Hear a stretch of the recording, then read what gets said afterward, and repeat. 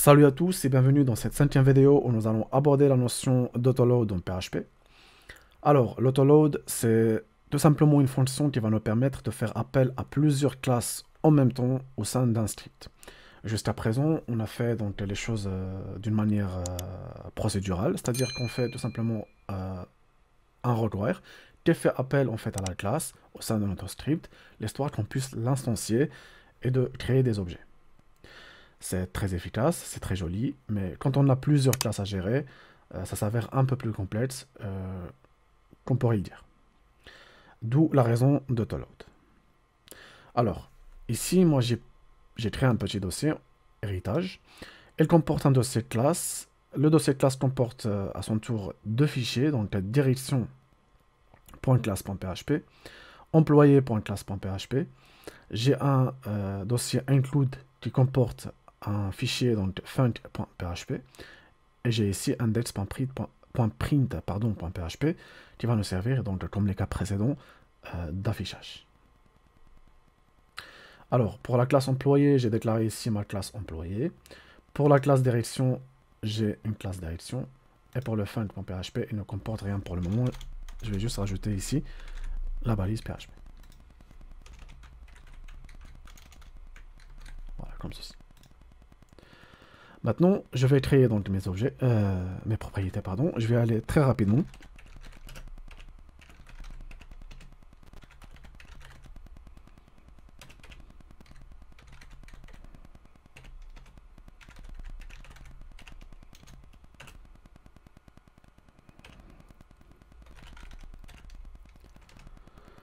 Ici, je vais déclarer donc mon constructeur, public fonction, ensuite construct, qui va prendre en paramètre donc le nom, salaire et le métier.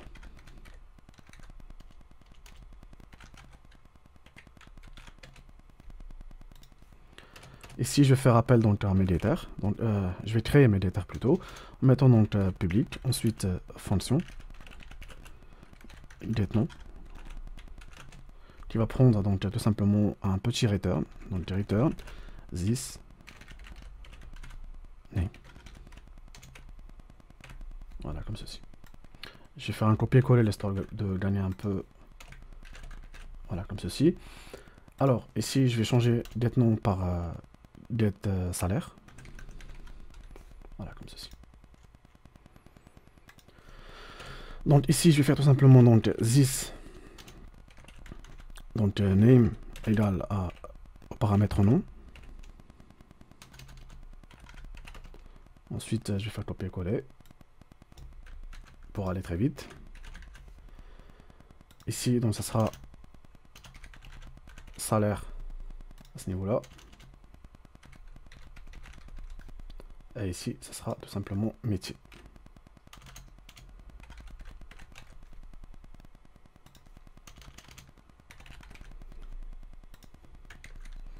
Je ne vais pas faire les setters parce que je ne vois pas l'intérêt. Pour la classe direction, bah, je vais reprendre les mêmes éléments, d'accord? Le nom, salaire, le rôle, etc. Voilà. Donc ici, on a deux classes qui sont fonctionnelles. Donc, on revient vers notre page. Alors, j'aimerais maintenant instancier une de mes classes. Je vais prendre la première classe qui est employé et je veux l'instancier. C'est-à-dire, je veux créer un objet, un nouvel employeur, égal à new, donc new employé. Comme ceci. Donc à partir de maintenant, je pourrais donc instancier ma classe employé en mettant ici pour le nom, ça sera donc Jack. Jack. Ensuite pour le salaire, ça sera donc 2000. Et pour le métier, ça sera designer. Voilà, comme ceci. Donc maintenant, vous avez deviné, j'ai instancié ma classe qui est employeur. Et j'ai un objet nommé Jack avec les trois paramètres remplis. Si je veux faire appel à cette... je vais faire PHP, ensuite index.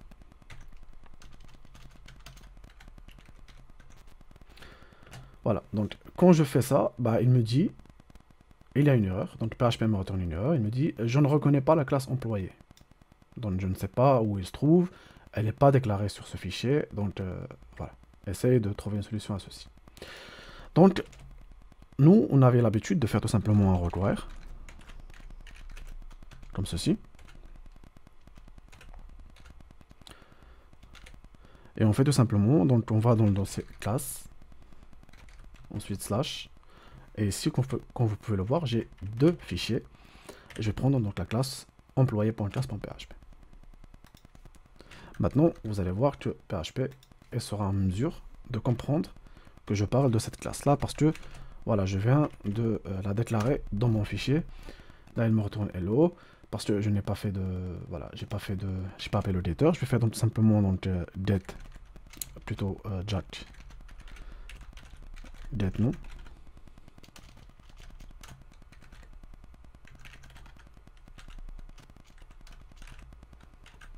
Et comme j'aime bien mettre l'affichage dans l'affichage, bah c'est là que je rajoute mon petit echo. Voilà, tout simplement, si je réexécute mon fichier, vous allez voir qu'il me retourne. Alors, get non, ça n'existe pas. Désolé les gars, j'ai oublié un petit J majuscule ici. Voilà, donc je l'avais mis en minuscule. Je vais réexécuter mon fichier et vous allez voir, hop, il me retourne jack. D'accord? Donc, idem, si je veux instancier une classe employée, je vais faire tout simplement encore une fois. Par exemple, on va mettre ici creed égale à new direction. Pour le nom, ça sera donc creed. Pour le salaire, ça sera, on va dire, 3500. Et pour le rôle, ça sera donc PDG.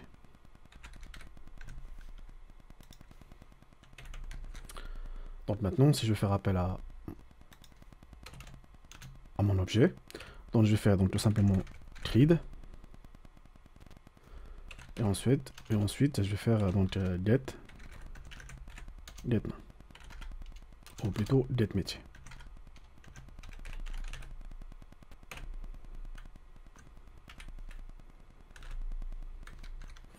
Vous allez encore deviner que PHP me dit, je ne reconnais pas la classe direction. Forcément, parce que ici, j'ai déclaré tout simplement donc la classe employée avec mon require. Alors le but maintenant, c'est quoi? Je ne veux pas passer par un require. Si je dois, alors je vais m'expliquer. Si je dois donc corriger mon erreur ici, je dois faire encore un require, un deuxième require qui fait appel à la classe donc qui est direction.classe.php. Et moi, ça m'arrange pas du tout parce que je vais faire les choses proprement. Alors pour ça, je vais faire tout simplement, je vais retirer mon require ici. Là, je vais me rediriger pardon, dans mon dossier include et je vais ouvrir mon fichier func.php. Alors pour commencer, je vais faire appel à SPL autoload register qui va prendre en paramètre donc la fonction autoload. Et cette fonction, je vais la créer tout de suite en mettant ici donc fonction autoload qui va prendre en paramètre class name.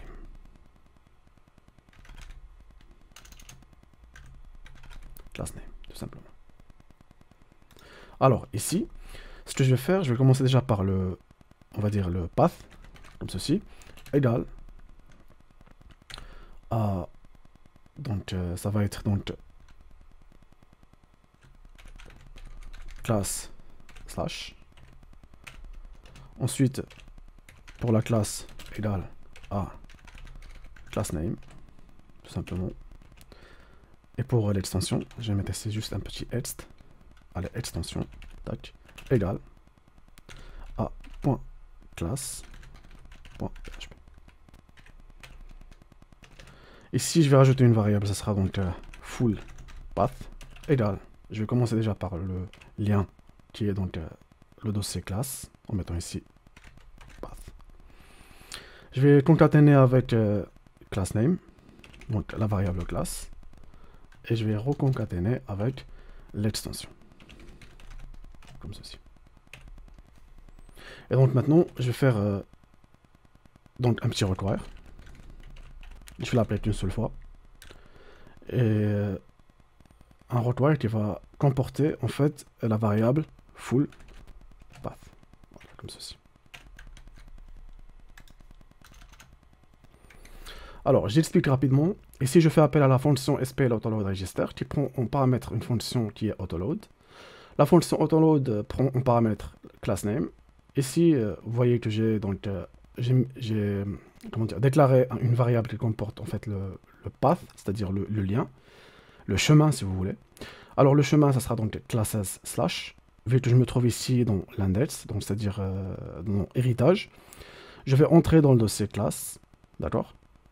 Et le class name, donc il fait référence au nom de la classe. Ensuite, je rajoute l'extension de la classe qui est donc .class, donc tout ce qui est après le point. .class.php ici.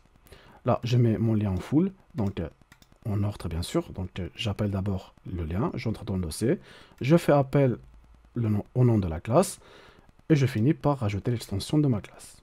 Et si je fais un require, qui va en fait tout simplement lier donc la variable full path. Je vais faire enregistrer et je reviens vers l'index. Maintenant, il me suffit tout simplement de faire un petit require, encore une fois, require une seule fois, ou juste un require, allez, qui va prendre en fait inc, et ensuite dans inc, je vais faire appel au fichier func.php. Ça va fonctionner. Et comme vous pouvez le voir, ça fonctionne sans problème. .php and offline. Et hop, vous voyez très bien qu'il me retourne Jack et il me retourne le PDG. Donc rien qu'avec un petit include, qui reprend donc ma fonction SPL register, ici, et je fais appel à n'importe quelle classe. Je peux même créer des centaines de classes. Rien qu'avec ce require, je peux faire appel à toutes mes classes sans passer par un require pour chaque classe. Donc j'espère que j'étais clair dans mes explications. Vous voyez que le code est beaucoup plus propre à ce niveau-là. J'espère que vous avez compris le principe d'autoload en PHP. Ceci dit, je vous dis à très bientôt pour une prochaine vidéo. Restez libres.